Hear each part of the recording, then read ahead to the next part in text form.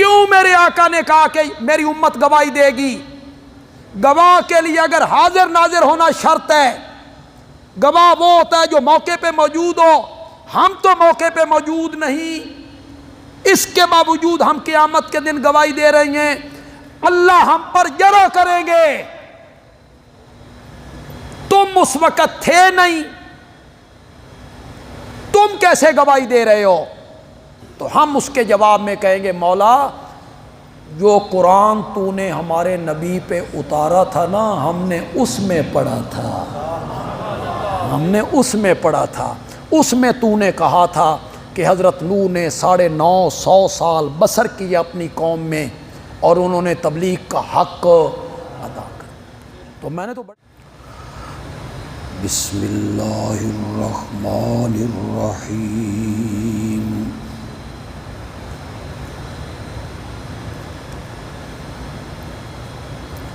یا ایہا النبی انا ارسلناک شاہدا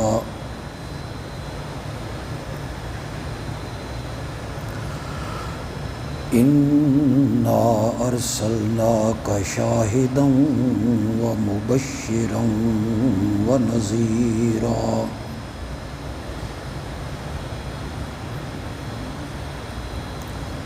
وداعیا الی اللہ بإذنہ وسراجا منیرا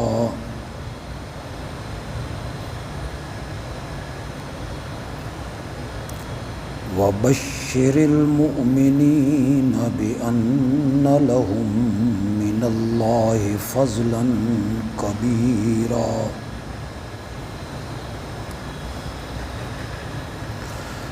ولا تطع الکافرین والمنافقین ودع اذاهم وتوکل علی اللہ وکفی باللہ وکیلا۔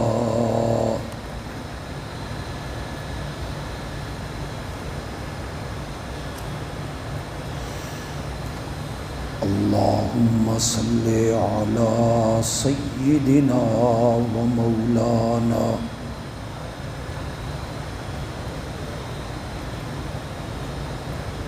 محمد النبی الأمی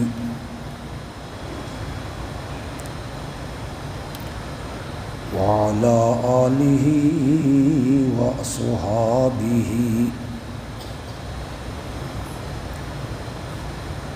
وبارک وسلم ثم صلی علیہ۔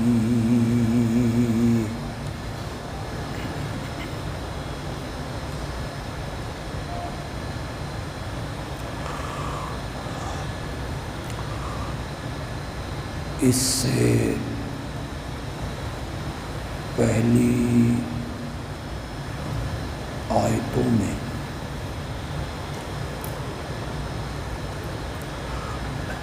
آیت نمبر 41 میں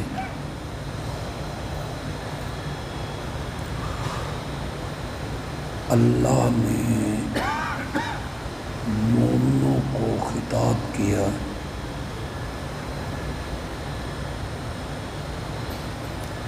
اور ارشاد فرمایا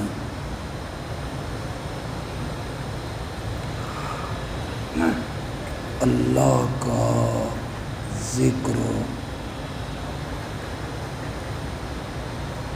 صبح شام ہر وقت کثرت کے ساتھ کیا کرو۔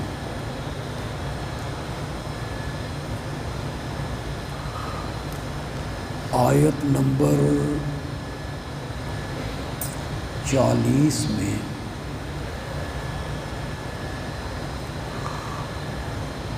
نبی اکرم صلی اللہ علیہ وسلم کی رسالت کا اور ختم نبوت کا اللہ نے تذکرہ کیا۔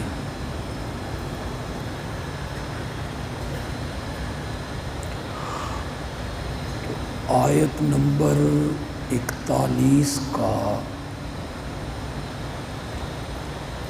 آیت نمبر 40 سے یہ تعلق ہوگا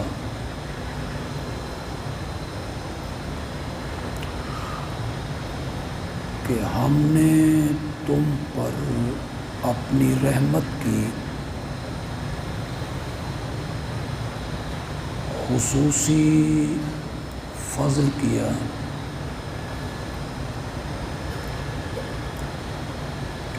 تمہیں جو پیغمبر عطا ہوا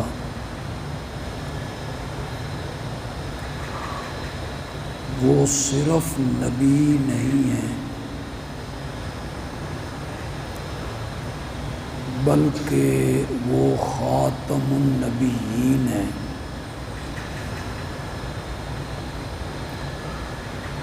سب انبیاء سے افضل ہے،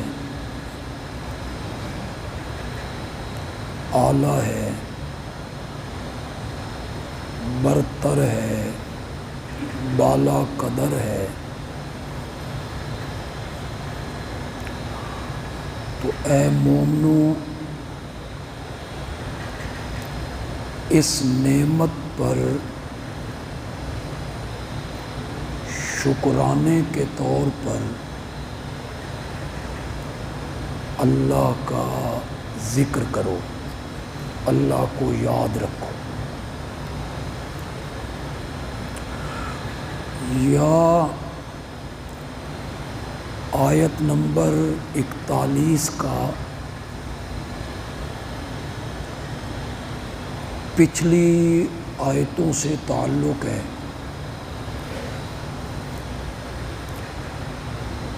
جن میں نبی اکرم صلی اللہ علیہ وسلم اور سیدہ زینب بنت جحش رضی اللہ تعالی عنہا کا نکاح اور اس نکاح کے ذریعے ایک رسم بد کو توڑنا،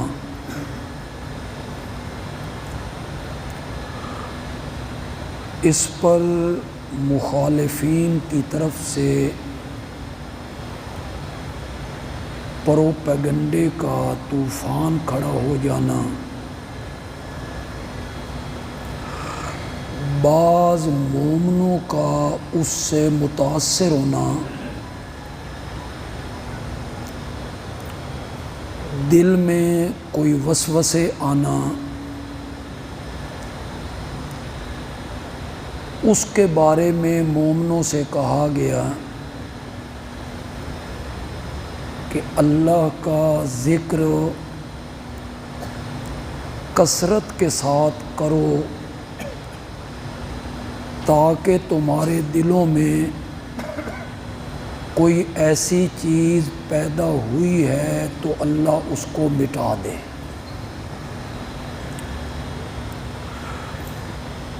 ذکر سے دلوں کو سکون ملتا ہے۔ الا بذکر اللہ تطمئن القلوب، اللہ کے ذکر سے دل اطمینان پاتے ہیں۔ یا ایھا الذین آمنوا استعینوا بالصبر والصلاۃ، اے ایمان والو، جب تمہارے راستے میں تکلیفیں آئیں، دکھ آئیں، مصیبتیں آئیں، غموں کے پہاڑ ٹوٹیں، تو صبر کے ذریعے اور نماز کے ذریعے اللہ سے مدد مانگو۔ نماز سب اللہ کا ذکر ہے، اللہ اکبر سے لے کر السلام علیکم ورحمۃ اللہ تک نماز ساری کی ساری اللہ کا ذکر ہے۔ تو مصیبتوں میں، دکھوں میں نماز پڑھو اور نماز کے ذریعے اللہ سے مدد طلب کرو۔ نبی اکرم صلی اللہ علیہ وسلم ہر فرض نماز کے بعد ایک دعا مانگا کرتے تھے، اللہم اعنی علی ذکرک و شکرک و حسن عبادتک۔ اپنے ذکر کرنے پر، اپنی ذات کا شکر کرنے پر اور عبادت کو اچھی طرح ادا کرنے پر تو میری مدد فرما۔ اللہم اعنی علی ذکرک، اپنے ذکر کرنے پر تو میری کیا فرما؟ مدد فرما۔ ذکر کرنے والے کو الحی قرار دیا ہے۔ ذکر کرنے والا زندوں کی طرح ہے، اور ذکر نہ کرنے والے کو میت قرار دی۔ جو ذکر نہیں کرتا وہ مردوں کی طرح ہے، اور جو ذکر کرنے والا ہے وہ زندوں کی طرح ہے۔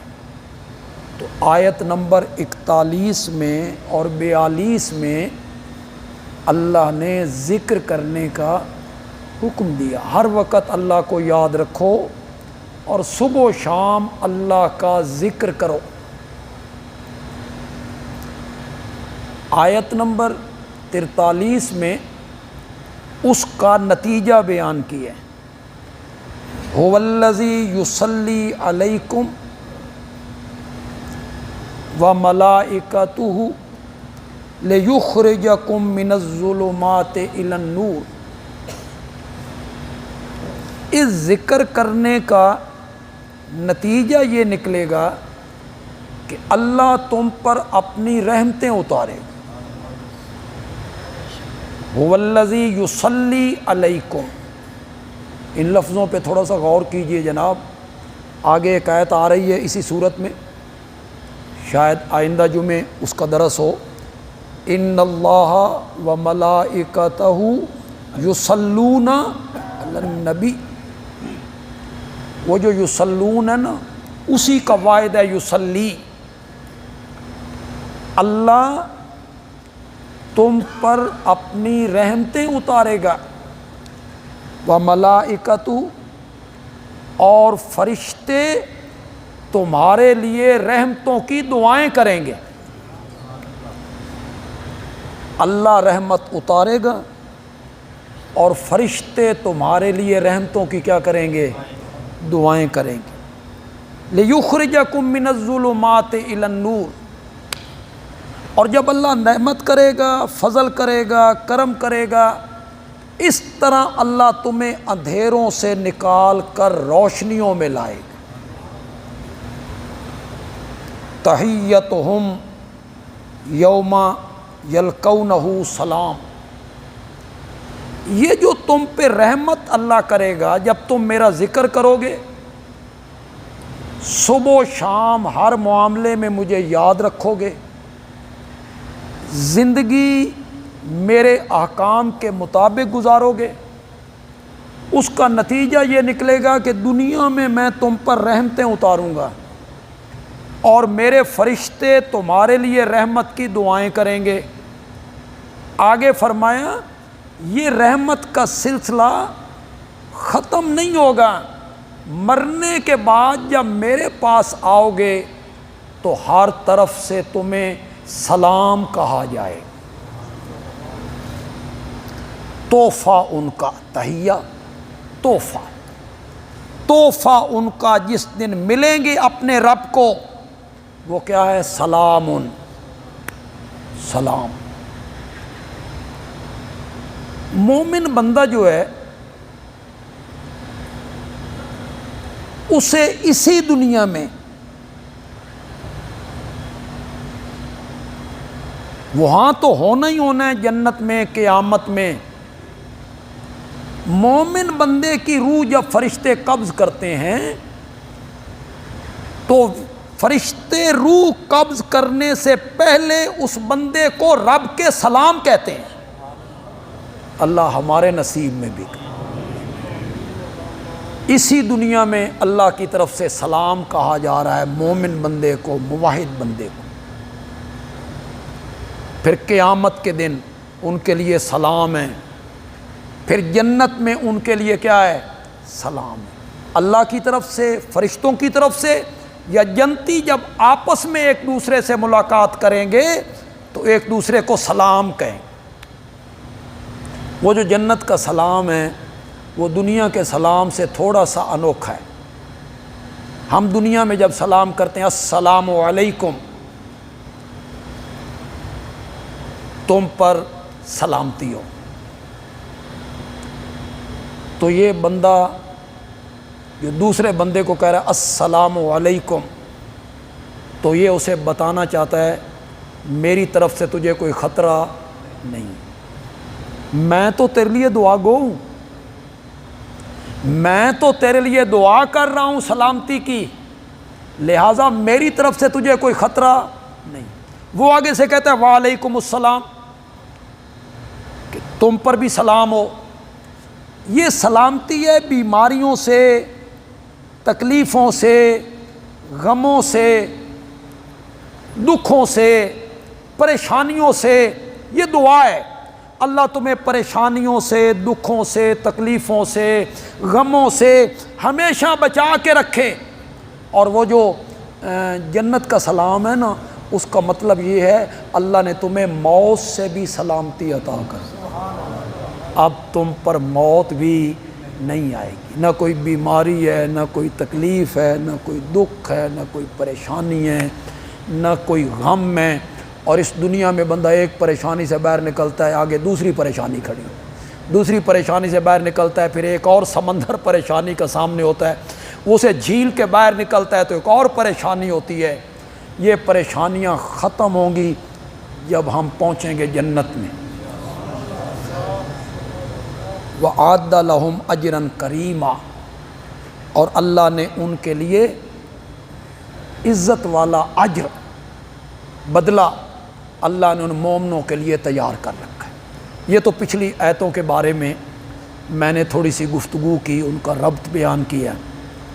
یہ جو آگے آیت ہے اس میں نبی پاک کو خطاب ہو رہا ہے،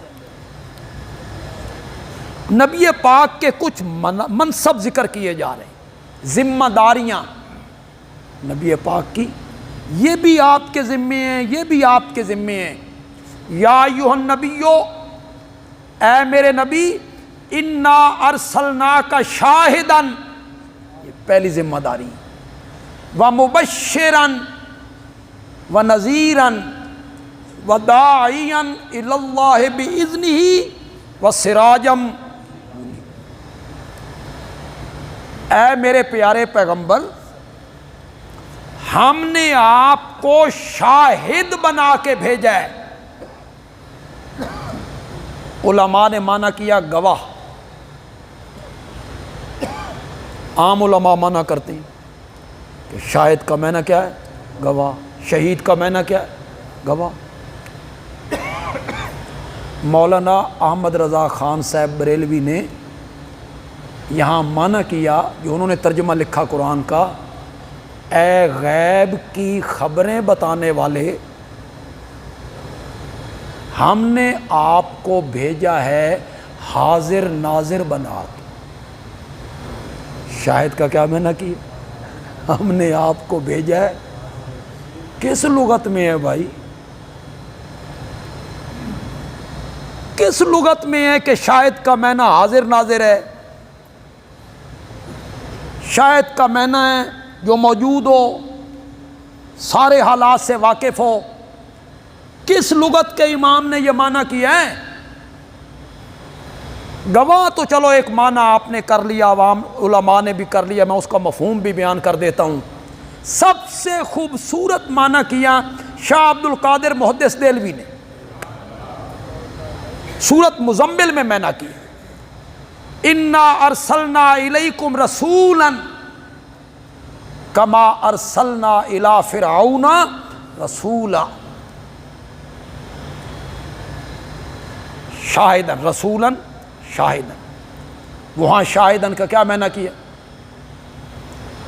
کیسے آیت جی؟ انا ارسلنا رسولا شاہدن۔ شاہ عبد القادر محدث دہلوی رحمۃ اللہ نے معنی کیا ہم نے آپ کو بھیجا ہے حق بات بتانے والا۔ کیا معنی کیا؟ حق بات بتانے والا، شہادت دینے والا، گواہی دینے والا۔ جب ہر طرف بت ہی بت دھرے تھے، بیت اللہ میں 360 دھرے ہیں، گھروں میں الگ دھرے ہیں، دکانوں پہ الگ دھرے ہیں، سفر کا بت الگ ہے، حضر کا بت الگ ہے، معبود الگ الگ لوگوں نے بنا رکھے ہیں۔ کوئی بندہ میری توحید کا نام لینے والا نہیں ہے۔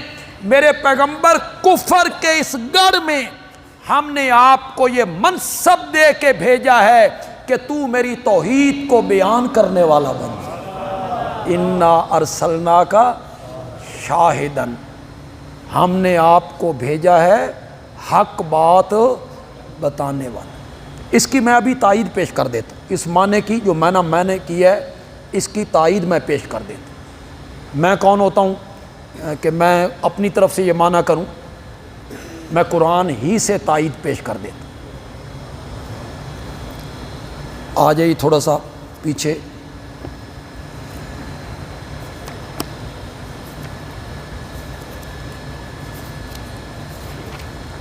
صفحہ نمبر ہے 27۔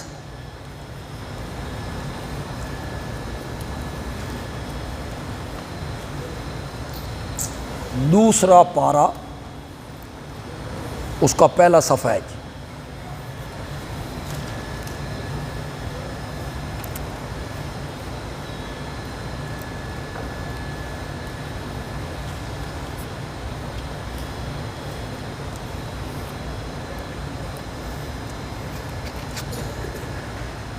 آیت نمبر ہے 143، سورۃ البقرہ۔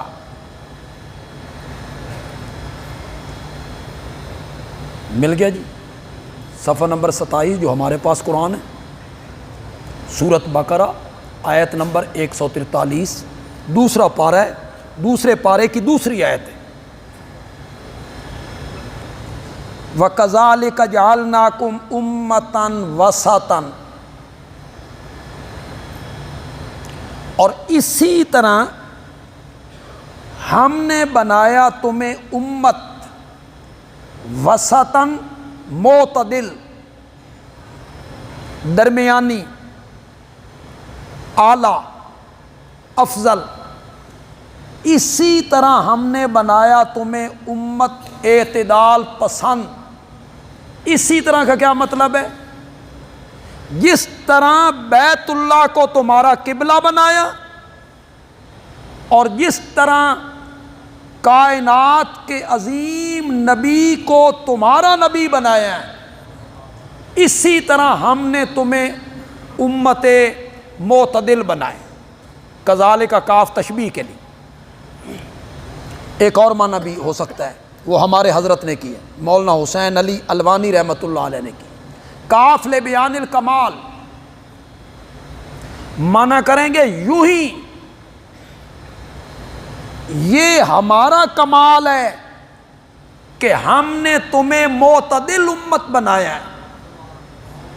یہ ہمارا کمال ہے کہ ہم نے تمہیں معتدل امت بنایا۔ معتدل امت کا کیا مطلب ہے؟ اس سے پہلے دو آسمانی مذہب یہاں موجود تھے، یہودی اور عیسائی۔ وہ آسمانی کتاب کے قائل تھے، آسمانی مذہب کے قائل تھے۔ ان میں افراط تفریط ہو گئی تھی۔ دونوں نے بہت سارے مسائل میں افراط تفریط کی۔ مثلا عیسائیوں نے کہا عیسیٰ ابن اللہ ہے، بڑھایا، حضرت عیسیٰ کو بڑھایا۔ حضرت عیسیٰ الہ ہیں، معبود ہیں، ابن اللہ ہیں، مسجود ہیں، نظر و نیاز کے لائق ہیں، یہ عیسائیوں نے کہا۔ یہودیوں نے ان کے مرتبے کو گھٹایا۔ میں اس کو ذکر کیسے کروں؟ الیاذ باللہ، الیاذ باللہ، خاکم بدہن، نقل کفر، کفر نباشد۔ یہودیوں نے کہا عیسیٰ ولد الحرام ہے، مریم کے تعلقات تھے یوسف نجار آدمی کے ساتھ، جس کے نتیجے میں حضرت عیسیٰ پیدا ہوئے۔ مرزا غلام احمد قادیانی نے بھی یہی بکواس کی۔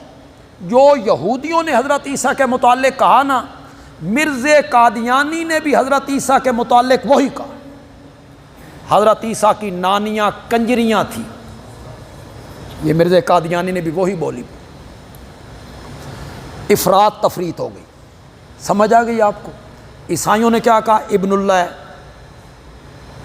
تین اللہ ہیں، تین الہ ہیں، ان میں ایک الہ عیسیٰ ہے۔ یہودیوں نے کہا الیاذ باللہ، الیاذ باللہ، وہ ولد الحرام ہے، انہوں نے گھٹایا۔ اب آئی امت محمدیہ، یہ اعتدال پسند امت ہے۔ اس نے کہا یہودی بھی غلط کہتے ہیں اور عیسائی بھی غلط کہتے ہیں، ہم تمہیں اعتدال کا رستہ دکھاتے ہیں۔ عیسیٰ عبداللہ ہے، پھر عیسیٰ کلمۃ اللہ ہے، پھر عیسیٰ رسول اللہ ہے، اور صاحب کتاب پیغمبر ہے۔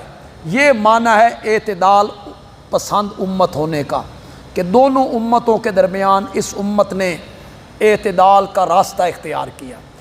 یوں ہم نے بنایا تمہیں امت معتدل۔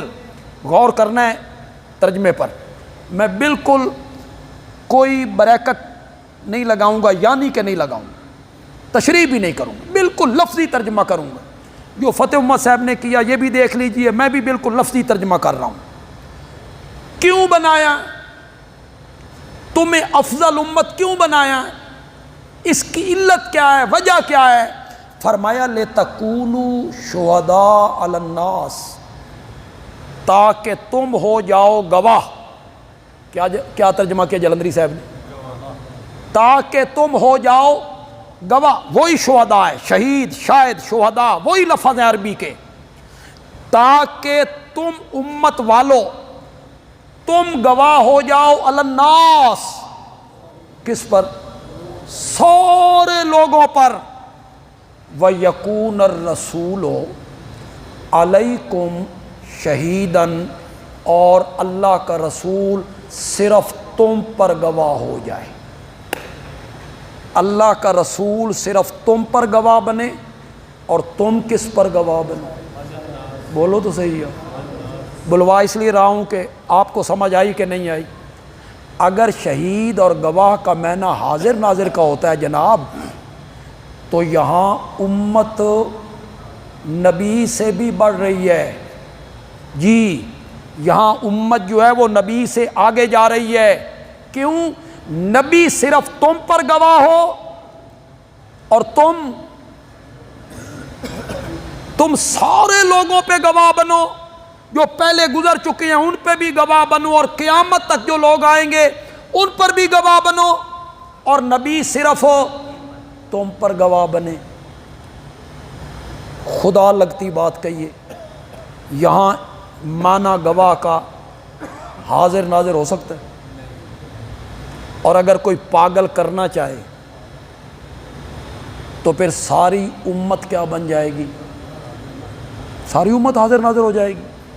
اب مانا کرو جو میں نے مانا کیا تھا۔ تمہیں ہم نے اعتدال پسند امت بنایا، تمہیں ہم نے بہترین امت بنایا، تمہیں ہم نے افضل امت بنایا۔ کیوں؟ تاکہ تم سارے لوگوں کے سامنے حق کو بیان کرنے والے بنو، اور اللہ کا رسول تمہیں حق بیان کرے، اللہ کا رسول تمہیں بیان کرے اور تم آگے لوگوں کو بیان کرو۔ اس کی تائید کنتم خیر امۃ اخرجت للناس تأمرون بالمعروف وتنہون عن المنکر، تم بہترین امت ہو، کیوں؟ تم نیکی کا حکم دیتے ہو اور برائی سے روکتے ہو۔ تو یہاں پھر گواہ کا کیا معنی ہوا؟ حق بیان کرنے والا، حق بیان کرنے والا۔ یہ تو میں نے تائید پیش کر دی سورۃ بقرہ کی آیت نمبر 143 سے کہ اگر تم گواہ کہتے ہو کہ گواہ وہ ہوتا ہے جو حاضر ناظر ہو، موجود ہو، اس کے سوا وہ گواہی نہیں دے سکتا، تو پھر یہاں پوری امت کو کیا ماننا پڑے گا؟ حاضر ناظر ماننا پڑے گا، اور نبی سے بھی بڑھ کر۔ اب آئیے، کیا گواہ کے لیے ضروری کہ وہ موقع پہ موجود ہو؟ گواہ کے لیے ضروری ہے کہ وہ دیکھ رہا ہو؟ دیکھے تو تب گواہی دے، موقع پہ موجود ہو تو پھر گواہی دے، یہ ضروری ہے گواہ کے لیے؟ آئیے قرآن پاک کی ایک جگہ دیکھتے ہیں، سورۃ یوسف میں آئیے جی،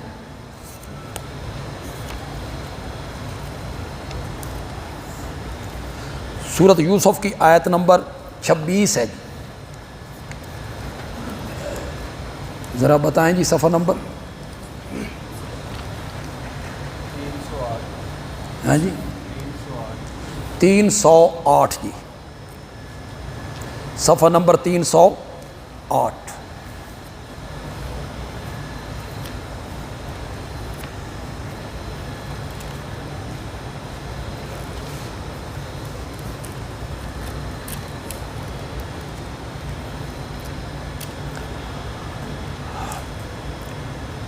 حضرت یوسف علیہ السلام ایک بند کمرے میں، زلیخا وہاں آپ کو دعوت گناہ دے رہی، اس کو پچھلی آیتوں میں اللہ نے ذکر کی۔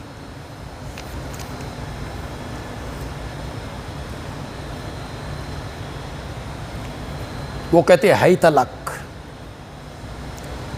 میں تمہیں دعوت گناہ دیتی ہوں۔ قال معاذ اللہ، حضرت یوسف کیا کہتے ہیں؟ معاذ اللہ، اللہ کی پناہ۔ انہ ربی احسن مثوائی، دو معنی ہو سکتے ہیں، وہ جو تیرا خامند ہے نا وہ میرا مالک ہے، اس نے مجھے بڑا اچھا ٹھکانہ دیا ہے، میں تو غلام بن کے بک گیا تھا، وہ اپنے محل میں لے آیا، مجھے بیٹا بنایا اس نے۔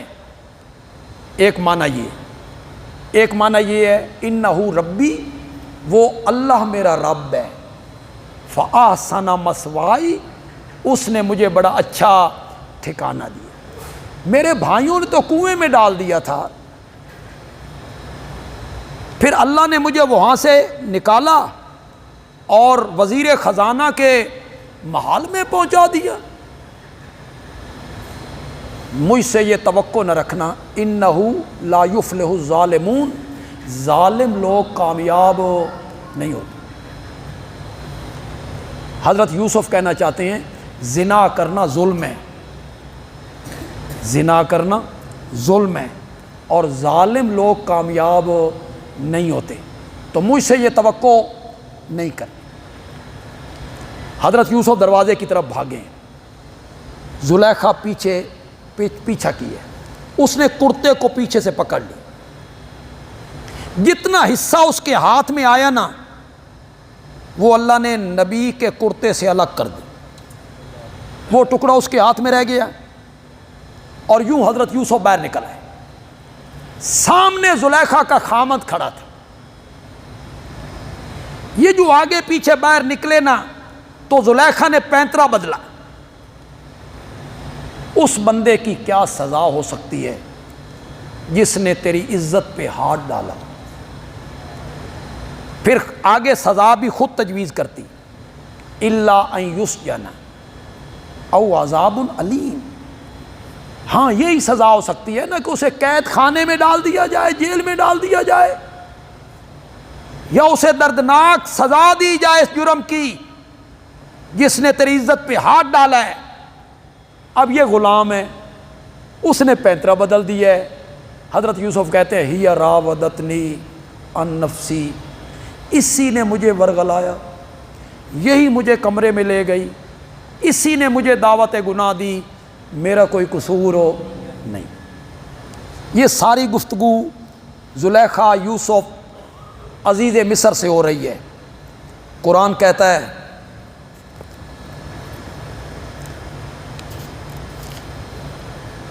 صفحہ نمبر 308 پہ آئیے،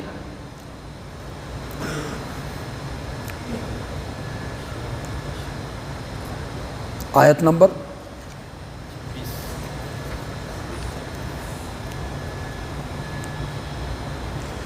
آیت نمبر 26۔ قرآن کہتا ہے وَشَاهِدَ شَاهِدٌ مِّنْ أَهْلِهَا۔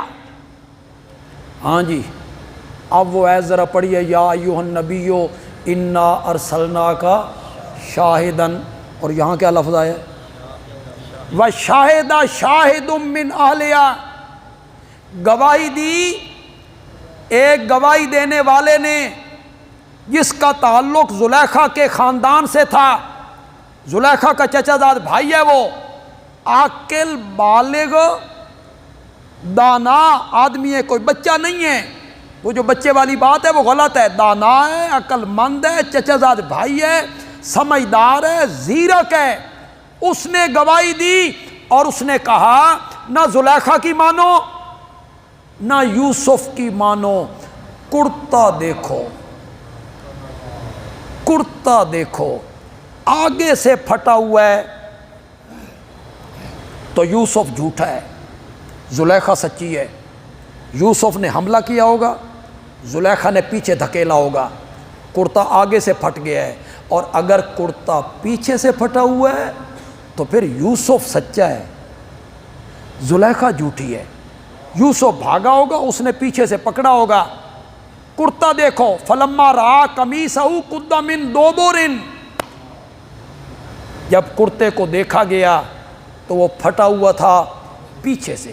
میں تو صرف اتنی بات کہنا چاہتا ہوں، یہ بندہ جو گواہی دے رہا ہے، جس کو قرآن کہہ رہا ہے وَشَاهِدَ شَاهِدٌ مِّنْ أَهْلِهَا، یہ اس کمرے میں تھا، اس نے یہ منظر دیکھا تھا،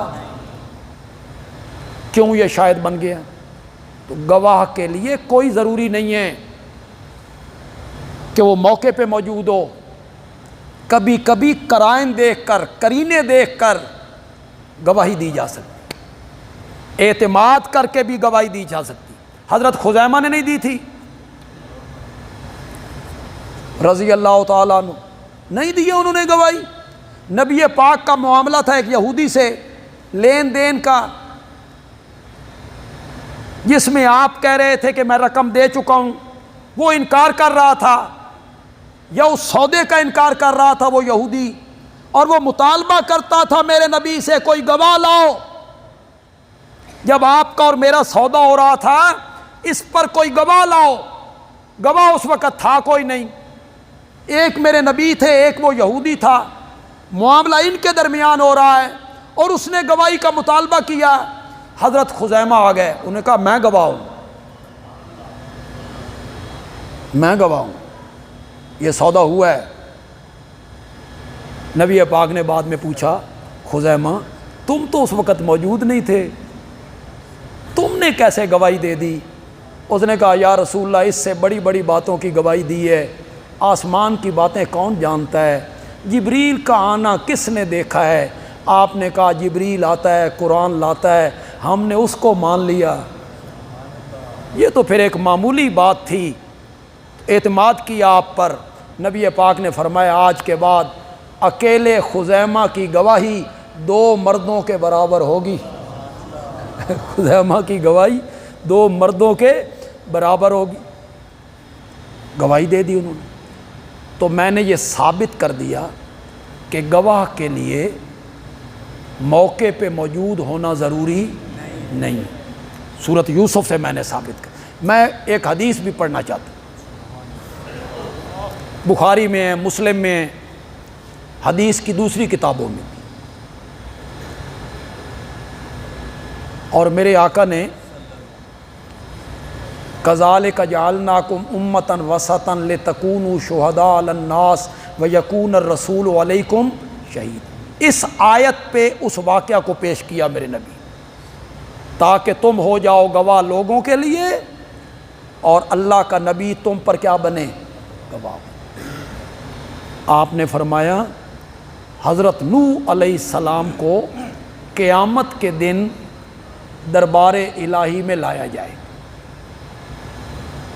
ان کی امت کو، قوم کو اللہ انہیں بھی بلا لے۔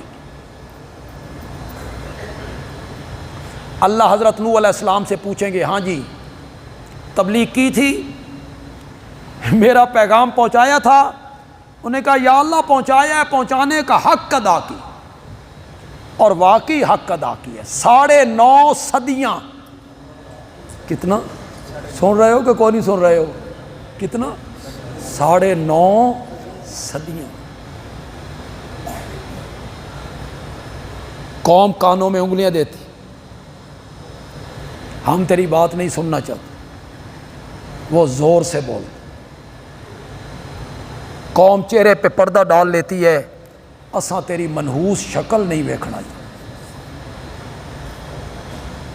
وہ پھر نہیں رکتے۔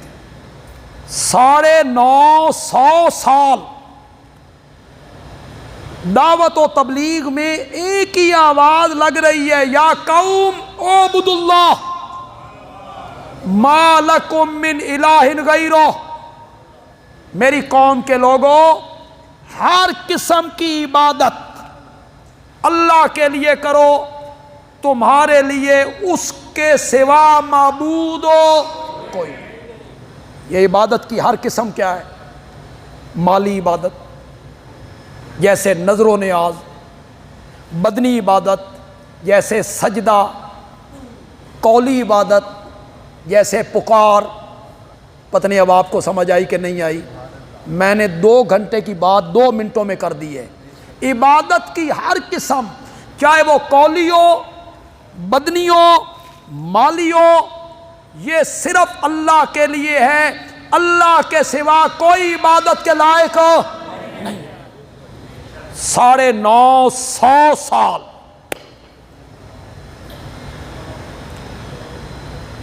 میری تفسیر کے استاد تھے حضرت شیخ القرآن مولانا غلام اللہ خان رحمت اللہ، میں نے ان سے 2 مرتبہ قرآن کی تفسیر پڑھی۔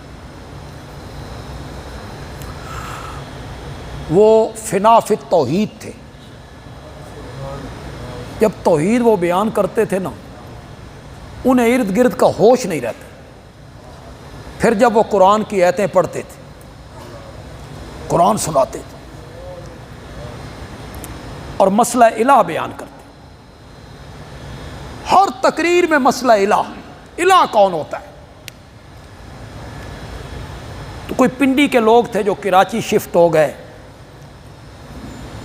کسی زمانے میں وہ پنڈی جمعہ پڑھتے تھے حضرت شیخ کے پیچھے، پھر کراچی چلے گئے، پھر وہ کراچی سے کئی سالوں کے بعد پنڈی آئے، جمعے کا دن تھا، تو انہوں نے حضرت شیخ سے کہا جی آج جمعے پہ توحید سنا، ہم توحید سننا چاہتے ہیں۔ اللہ کرے تو انوی توحید سنن دا چسکا پہ جائے۔ یہ موضوع بڑا خوبصورت موضوع، اس سے اللہ بڑی محبت کرتے ہیں، توحید سے بھی، توحید بیان کرنے والوں سے بھی، توحید سننے والوں اللہ بڑے خوش ہوتے۔ تو حضرت شیخ نے ایک جملہ کہا، جملہ بڑا وزنی ہے، اللہ کرے آپ کے کانوں میں پڑے تو آپ کو بھی سرور آئے۔ شیخ نے کہا آج میرے کچھ دوست آئے ہیں، انہوں نے مجھ سے مطالبہ کیا ہے کہ میں جمعے کے خطبے میں توحید بیان کروں، لیکن میں تمہیں کیسے بتاؤں، یہ مسئلہ توحید گھنٹے 2 گھنٹے کا موضوع نہیں ہے، اس پر تو 9.5 صدیاں لگتی ہیں، اس پر تو 9.5 صدیاں لگتی ہیں۔ 950 سال آواز لگائی، حق ادا کر دیا، رب انی دعوت قومی لیلا و نہارا،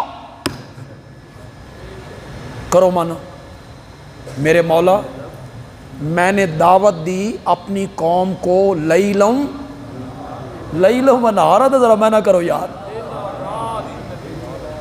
لیلم و نہارا۔ بندہ کسی فکر میں مبتلا ہو جائے نا، کوئی مصیبت آن پڑی ہو یا آنے والی ہو، یا کوئی تکلیف یا کوئی پریشانی، یا کسی پریشانی میں وہ گھر جائے، کھانا سامنے ہے ذہن اس طرف، پانی پی رہا ہے ذہن اس طرف، نماز پڑھ رہا ہے ذہن اس طرف، سفر کر رہا ہے ذہن اس طرف، رات بستر پہ آیا ہے ذہن اس طرف، دفتر میں بیٹھا ہے ذہن اس طرف، اسی طرف ذہن لگا ہوا ہے، تو کوئی بندہ پوچھتا ہے سنا تیرے کام دا کی بنیا، تو وہ کہتا ہے میں تے دن رات ایک کر دیتا، میں تے اس کام پیچھے دن رات ایک کر دیتا۔ یہ میں نے انی دعوت قومی لیلم و نہارا، مولا نہ میں نے دن دیکھا نہ میں نے رات دیکھی، نہ میں نے صبح دیکھی نہ میں نے شام دیکھی، جب بھی موقع ملا میں نے تیرا پیغام پہنچایا، اعبدوا اللہ ما لکم من الہ۔ اللہ حضرت نوح کی قوم سے کہے گا ہاں بھائی تم نے کیوں نہیں مانا؟ وہ کہیں گے نہ ہمارے پاس کوئی نبی آیا، نہ کسی نے تیرا پیغام سنایا، ہمیں تو کسی نے بھی نہیں سنایا۔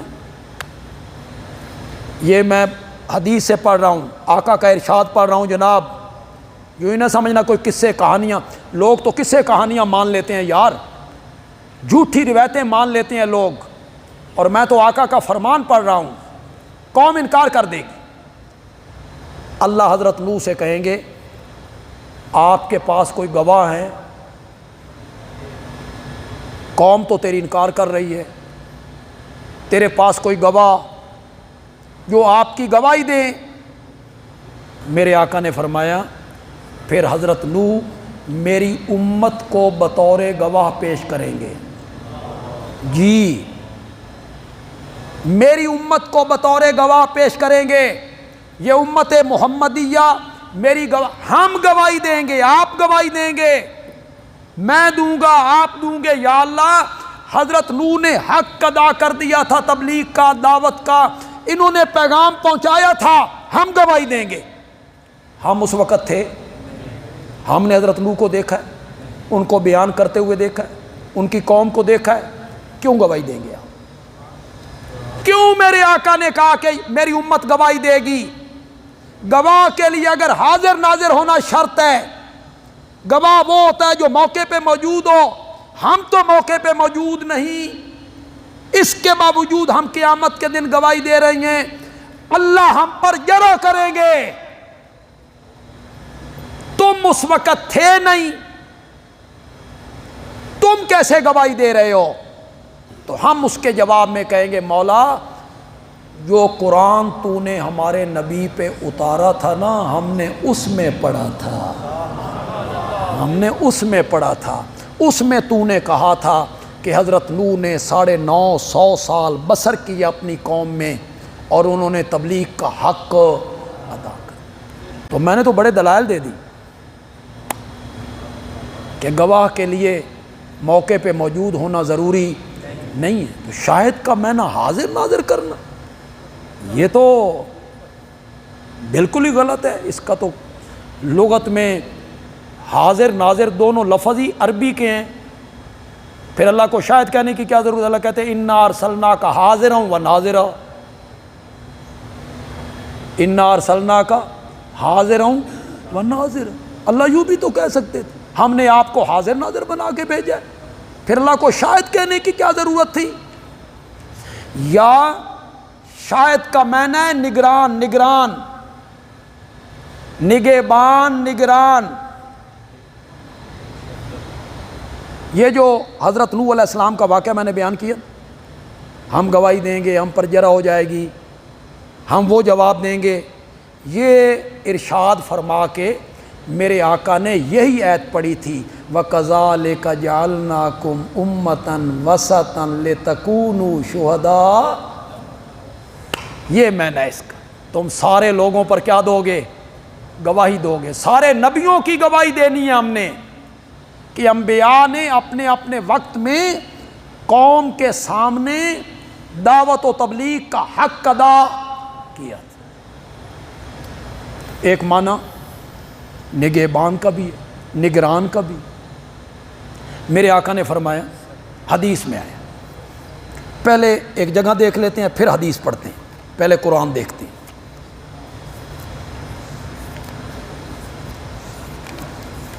پیچھے آئیے،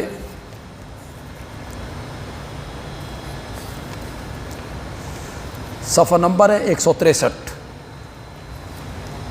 صفحہ نمبر 163۔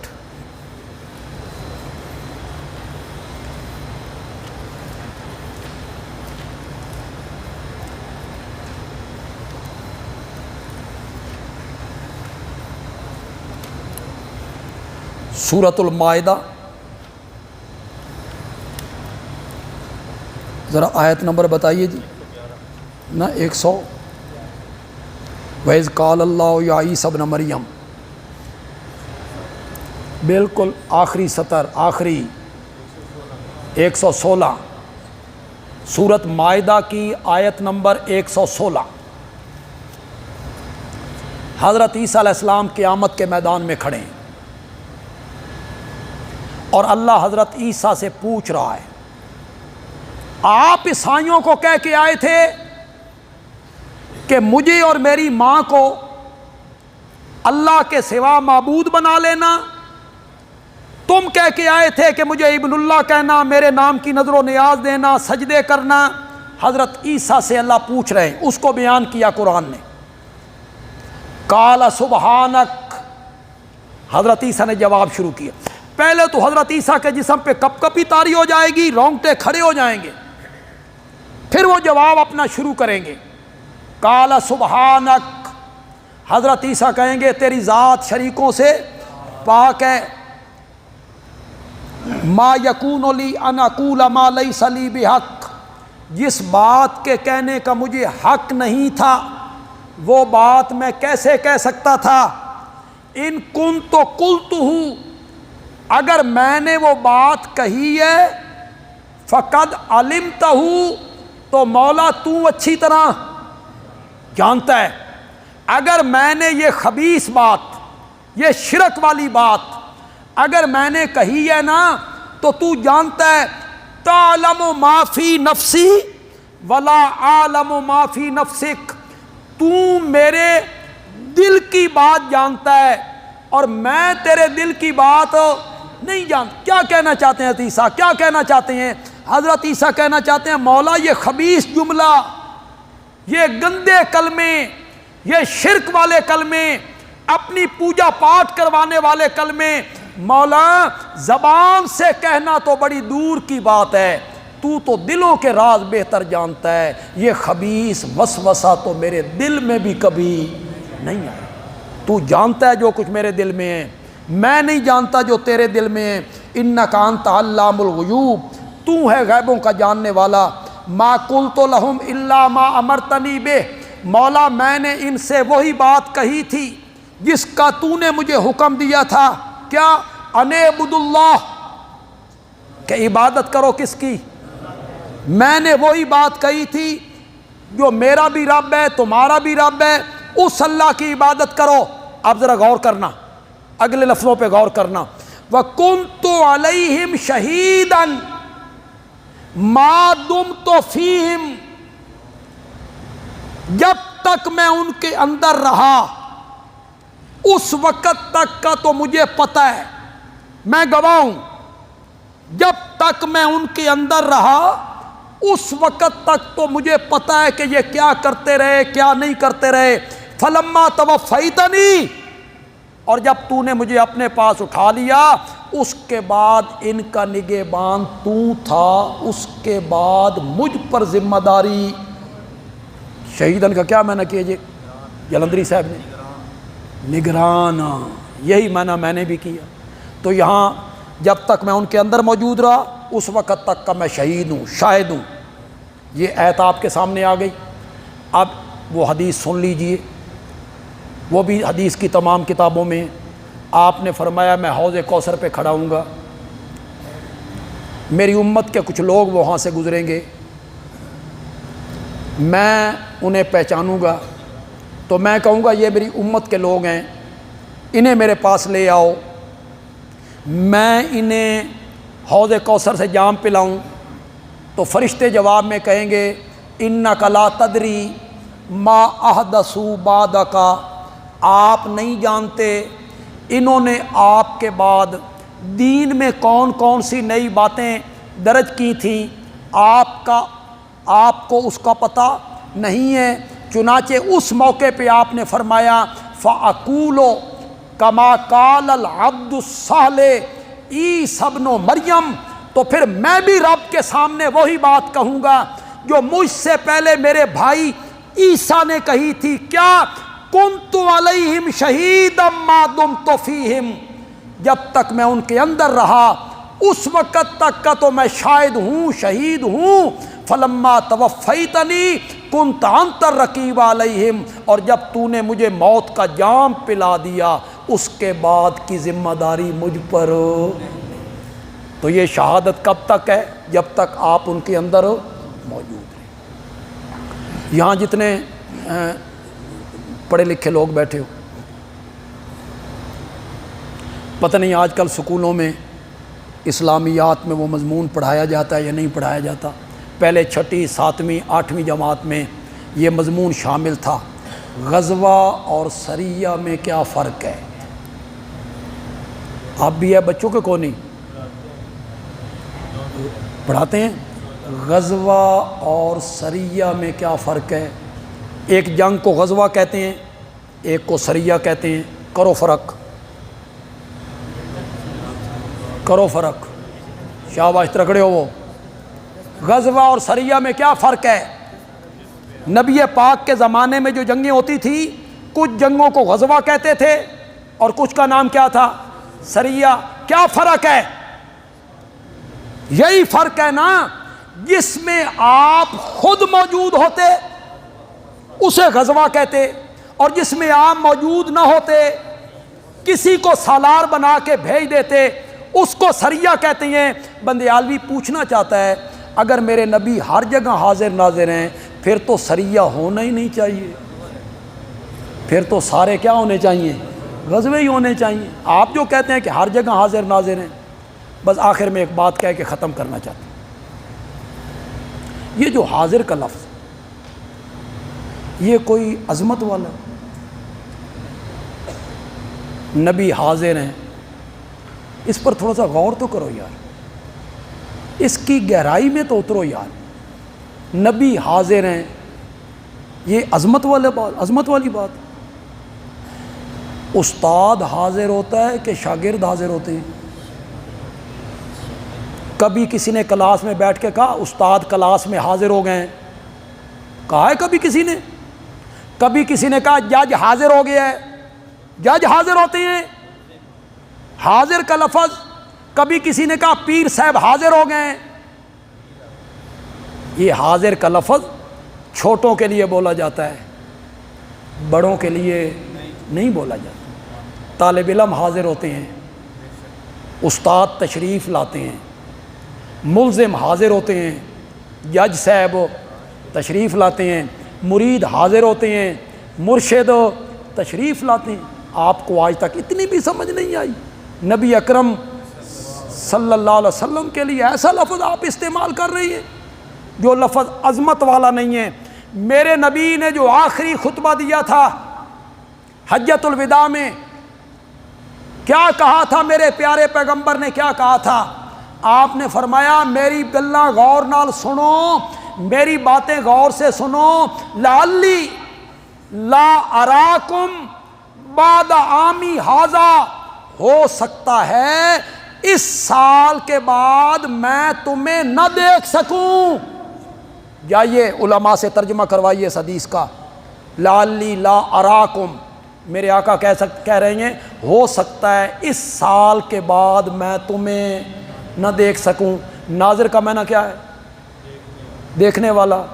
اور آقا حجۃ الوداع میں کیا فرما رہے ہیں؟ ہو سکتا ہے کہ آئندہ سال میں تمہیں نہ دیکھ سکوں۔